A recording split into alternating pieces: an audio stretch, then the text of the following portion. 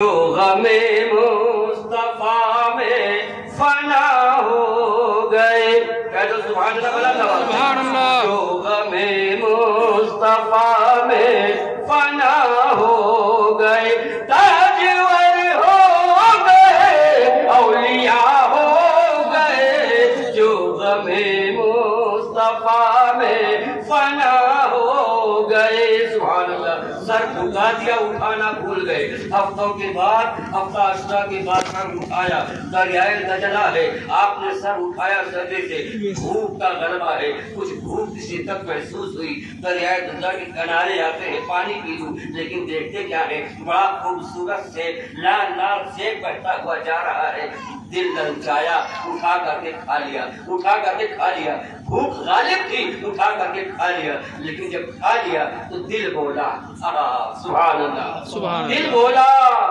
اے ابو صالح، امانت میں خیانت کی ہے، امانت میں خیانت کی ہے، اس کا جواب تمہیں کل قیامت کے اللہ کے بارگاہ میں دینا ہوگا۔ ابو صالح موسیٰ جنگی دوست نے چوری نہیں کیا تھا، کسی سے چھینا نہیں تھا، کسی سے جھپٹا نہیں تھا، کسی گھر میں ڈاکہ نہیں ڈالا تھا، دریا میں بہتا ہوا جا رہا تھا، آپ نے اسے اٹھا کر کے کھا لیا، لیکن دل کہتا ہے امانت میں خیانت کی ہے، اس کا جواب دینا ہوگا۔ حضرت ابو صالح موسیٰ جنگی دوست علیہ رحمت الرضوان اس طرف چل دیے جس طرف سے بہتا ہوا آیا تھا۔ حضرت ابو صالح موسیٰ جنگی دوست رحمت اللہ تعالی علیہ چلتے چلتے چلتے چلتے آپ اس مقام پر پہنچتے ہیں جہاں بہت بڑا سیب کا باغ تھا۔ حضرت ابو صالح موسیٰ جنگی دوست رحمت اللہ علیہ نے دیکھا کہ یہ سیب کا ایک بہت بڑا باغ ہے، وسیع و عریض باغ ہے، اور اس کے کچھ درخت دریا کی سطح پر لگے ہوئے ہیں، اس کی شاخیں دریا میں چھپی ہوئی ہیں، پکے پکے سیب لگے ہوئے ہیں۔ حضرت ابو صالح موسیٰ جنگی دوست نے سوچا کہ سیب اگر ہے تو اسی باغ کا ہے۔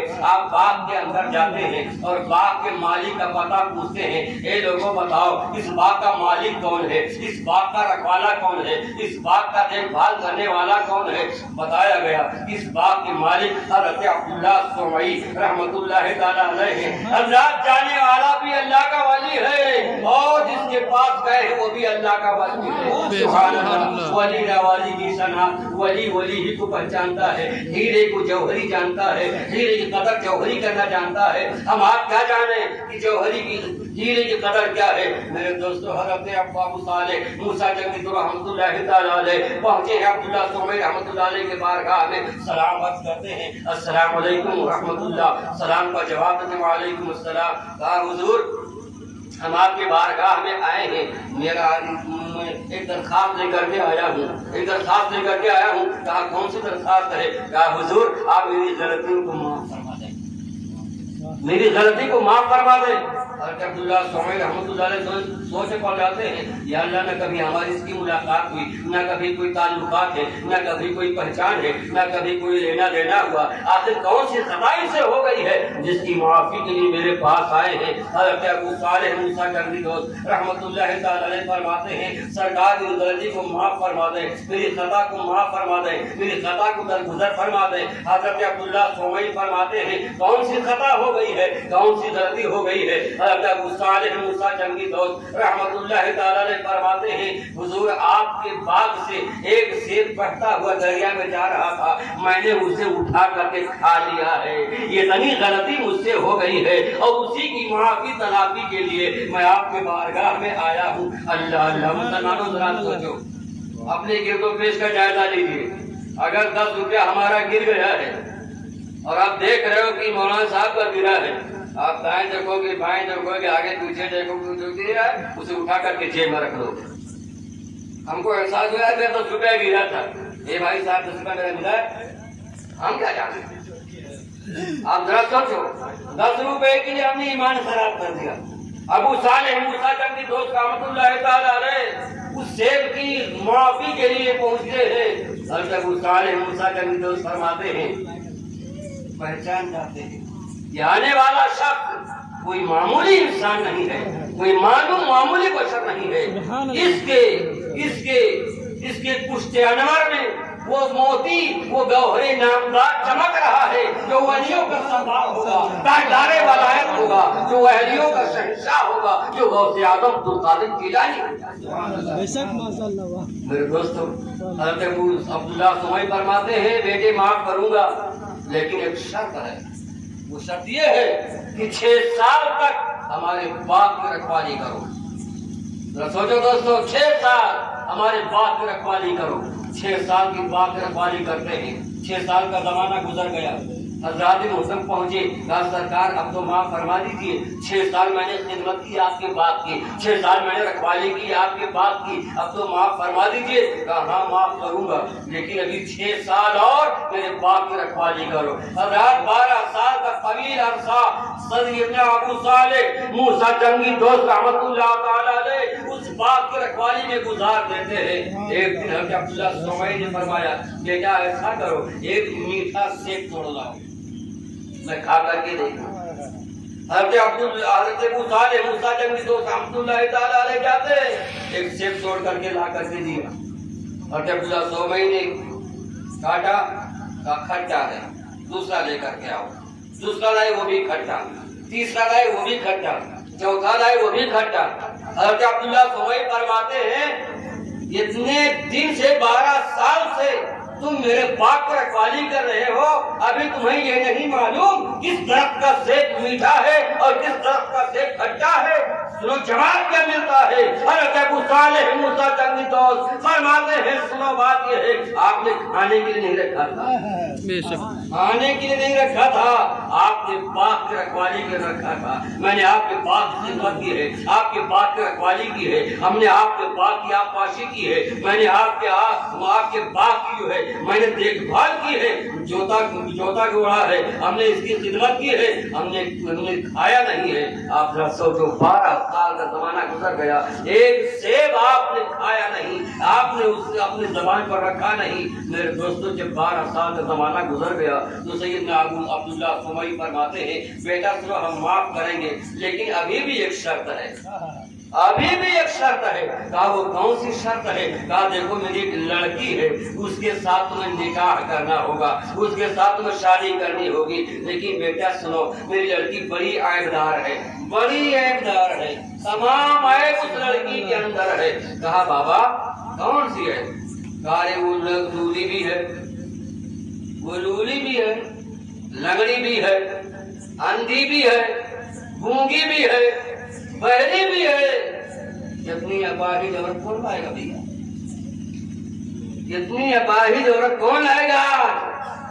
کوئی قبول نہیں کرے گا۔ لیکن سرکار سیدنا ابو صالح موسیٰ جنگی دوست رحمت اللہ تعالی علیہ کی نظر والا دیکھ رہی تھی کہ جو صفت آپ بیان کر رہے ہیں وہ صفت ان کے اندر نہیں ہے۔ حضرات مطلب نکاح ہو جاتا ہے کس کے ساتھ؟ ام الخیر فاطمہ ثانی رضی اللہ تعالیٰ عنہ کے ساتھ آپ کا نکاح ہوتا ہے۔ جب حجرے عروسی میں جب آپ پہنچتے ہیں، دروازے پہ قدم رکھتے ہیں، مصطفیٰ جان رحمت کی حدیث پاک ہے اے لوگوں جب تم باہر سے آیا کرو اور گھر میں قدم رکھا کرو تو سب سے پہلے سلام کیا کرو۔ سبحان اللہ، سبحان اللہ۔ آج کہتے ہو مولانا صاحب چوکی بنا دو، دکان کھولا ہے چوکی بنا دو، مکان بنا ہے چوکی بنا دو۔ کس لیے چوکی بنا دو؟ برکت کے لیے، برکت کے لیے۔ آؤ مصطفیٰ کی حدیث ملاحظہ کرو، آقا فرماتے ہیں اے میرے امتیوں جب تم باہر سے آیا کرو گھر میں قدم رکھا کرو تو سب سے پہلے سلام کیا کرو، السلام علیکم۔ سبحان اللہ۔ گھر میں اگر بیوی ہے تو کیا ہوا؟ بیوی سے سلام کرو۔ اور لوگ بیوی سے سلام کرنا عیب سمجھتے ہیں کہ ہم مہربان سلام کریں، یہ درم کام مہربان سلام کریے۔ آقا فرماتے بیوی ہے تو بیوی سے سلام کرو، بیٹی ہے تو بیٹی سے سلام کرو، ماں ہے ماں سے سلام کرو، باپ ہے باپ سے سلام کرو۔ سائل نے کہا یا رسول اللہ جس گھر میں کوئی نہ ہو، سبحان اللہ، جس گھر میں کوئی نہ ہو، سب لوگ بمبئی میں ہیں، ہمارے تالا کھولا، گھر میں کوئی نہیں۔ آقا فرماتے ہیں جب تم ایسے گھر میں داخل ہو تو اس طرح سلام کرو، السلام علیکہ ایھا النبی ورحمۃ اللہ وبرکاتہ۔ اے لوگوں تمہارے سلام کا جواب دیا کرتی ہے۔ سبحان اللہ سبحان اللہ۔ عمل کر لو دوستو، گھر میں برکت ہی برکت ہوگی۔ باہر سے آؤ، گھر میں قدم رکھو، السلام علیکم، بلند آواز سلام کرو۔ سلام کیا ہے؟ سلامتی ہو آپ پر، دعا ہی تو ہے۔ آپ نے کہا سلامتی ہو آپ پر، جواب کیا ملا؟ وعلیکم السلام، اور آپ پر بھی سلامتی ہو۔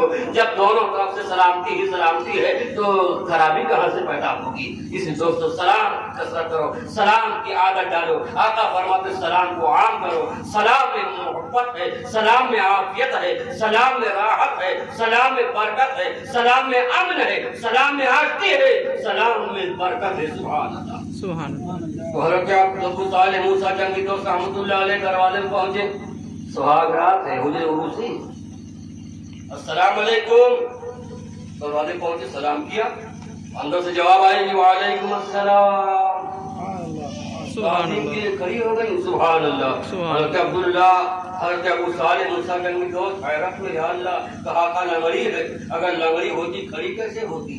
کہا کا گونگی ہے، اگر گونگی ہوتی تو میرے سلام کا جواب کیسے دیتی؟ کہا کا بہری ہے، اگر بہری ہوتی تو میرے سلام کو کیسے سنتی؟ اگر کہا کا اندھی ہے، اگر اندھی ہوتی تو مجھے دیکھ کر کھڑی کیسے ہوتی؟ تعظیم کے لیے، استقبال کے لیے کھڑی کیسے ہوتی؟ آپ فوراً الٹے پاؤں واپس ہو گئے اور حضرت عبداللہ سومئی کی خدمت پہنچ گئے۔ حضرت عبداللہ سومئی نے جب دیکھا، دل کے خطرات کو سمجھ گئے، کہا بیٹا تم واپس آ گئے؟ کہا حضور آپ نے جو آیت بتایا تھا وہی آیت ان کے اندر نہیں ہے۔ کہا بیٹا سب ہے، جتنے عیوب میں نے بتائے تھے، جتنی خرابی میں نے بتائی تھی سب ہے۔ کہا حضرت بات معمہ میں نہ رکھیے، الجھائیے نہیں، بات سمجھائیے۔ تو سرکار عبداللہ سومئی فرماتے سنو، میں نے بتایا تھا میری بیٹی دونوں پیر کی لنگڑی ہے، لنگڑی اس لیے ہے کہ آج تک خلاف شرع بغیر ماں باپ کے اجازت کے میری بیٹی نے اپنے قدم کو گھر سے نہیں نکالا ہے۔ اگر نکالا ہے تو رضا مصطفیٰ کے لیے، اگر نکالا ہے تو رضا مولا کے لیے۔ میری بیٹی دونوں ہاتھ کی لولی ہے، لولی اس لیے ہے کہ آج تک خلاف شرع کسی غلط کام کے لیے میری بیٹی نے اپنے ہاتھوں کو آگے نہیں بڑھایا ہے۔ اگر بڑھایا ہے تو یتیموں کے سر پہ ہاتھ رکھنے کے لیے، قرآن مجید کو اٹھانے کے لیے، غریب کی مدد کرنے کے لیے، ماں باپ کی خدمت کرنے کے لیے اپنے ہاتھوں کو آگے بڑھایا ہے۔ کہا میں نے کہا بیٹا میری بیٹی زبان کی گونگی ہے، گونگی میں نے اس لیے کہا تھا کہ آج تک خلاف شرع کوئی غلط بات زبان پر میری بیٹی نے نہیں لائی ہے۔ سبحان اللہ۔